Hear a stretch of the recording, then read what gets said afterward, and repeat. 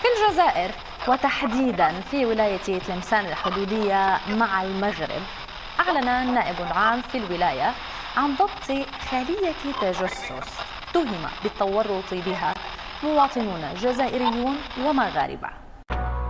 أنا جيت. خوتي السلام عليكم. من الصراع على الصحراء الى اعتقال المغاربه في الجزائر. ليس صحيح. انا قلت بانه لا يتحدث بلغه القانون الدولي. يا ولد تكلم بلغه القانون يتحدث. قلت بانه لا يتحدث بالمغربيه. ديما كاين الجديد في هذا العلاقه. يا خرا شنو هذا؟ مؤخرا خرج تريلر جديد ديال المسلسل فرقع البوكس اوفيس المروكي والجزائري تحت اخراج العظيم والكبير والهرم السي عبد المجيد تبون. اتكلم يلا عدل يلا. اتكلم بأدب. لو سمحت اتكلم بأدب يا ولد. لو سمحت اذا مش هحمي اتكلم بأدب يا ولد. اذا مش هحمي المتحدث محترم اجي لو سمحت. شكرا. قال لك هذا المسلسل غادي ينافس مسلسل الحرائق في القبائل. ما عرفناش صراحه السبب، واش هو خلق الفتنه بين الشعوب او مساله سياسيه محضه. اخ شريف، الحكومه كافره فاسخه وداعره. اضحك محمد، اضحك عبد الله، اضحك يلعن، اضحك.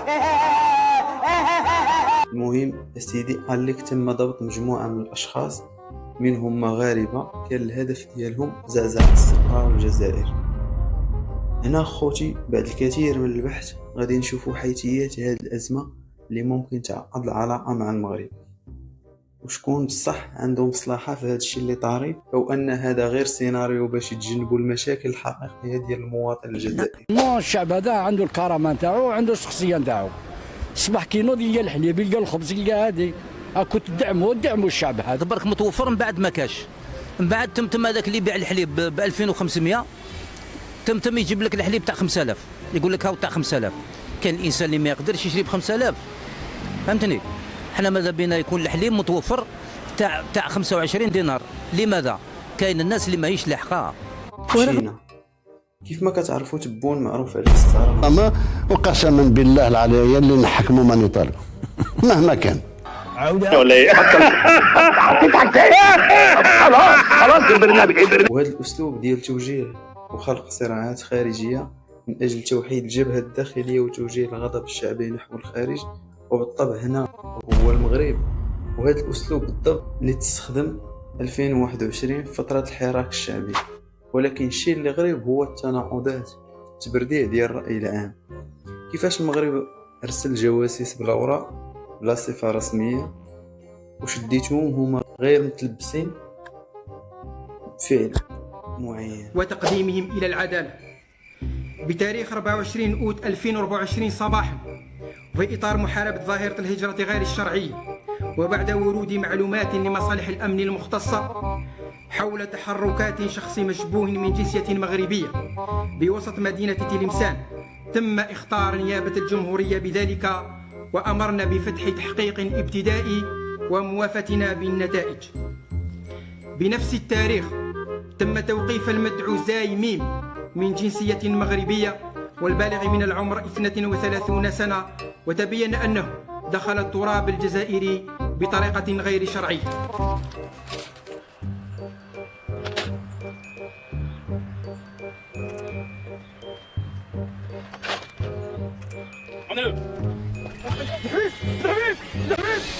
ولكن في نفس الوقت المروك عنده بيغاسوس وكيستعمل أقمار اصطناعية للتجسس. اليوم الأربعاء ذكرت وسائل إعلام مغربية أن المغرب يعتزم الحصول على قمر تجسس من شركة صناعات الطيران والفضاء الإسرائيلية عذرا في إطار صفقة قيمتها $1,000,000. ان شاء الله.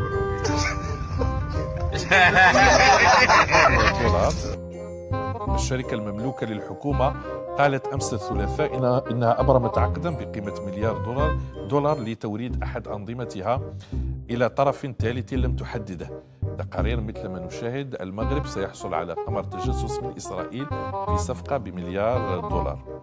دونك التفكير المنطقي اللي هو بسيط تيبان أن هذا الشيء منافي للعقل، ولكن اللي كيضحك أكثر هو في عز الانتخابات تم عقد اجتماع أمني حضروا فيه المخرجين أو هيك نقول الممثلين باش يدارسوا هذا التهديد الخطير. نعود إلى مجلس الأمن في هذه الأثناء ويترأس رئيس الجمهورية السيد عبد المجيد تبون رئيس الجمهورية القائد الأعلى للقوات المسلحة وزير الدفاع الوطني اجتماعا للمجلس أو المجلس الأعلى للأمن. طبعا الاجتماع خصص ل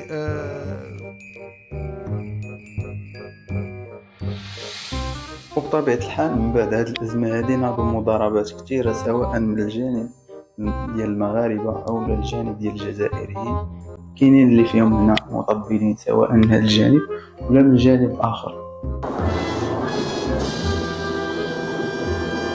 تريسيتي والماء، أنا نقول لك الأعداء متربصين بأمن الوطن وأنت تقول لي تريسيتي والماء. الواحد بالي ما يعني أنا ما نلومش على كل حال، ولكن الواحد شوية أنا حي الله أحرار المغرب.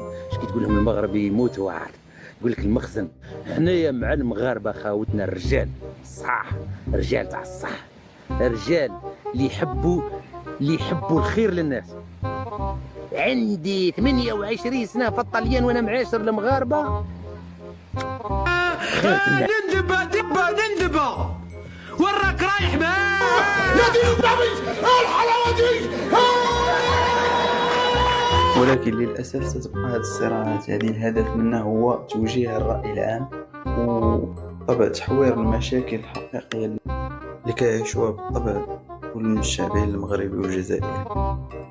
إذا كانت يعجبك هذا النوع ديال المحتوى اشترك في القناة وخلي التعليقات ديالك، راه كنتفاعلوا معاهم كاملين.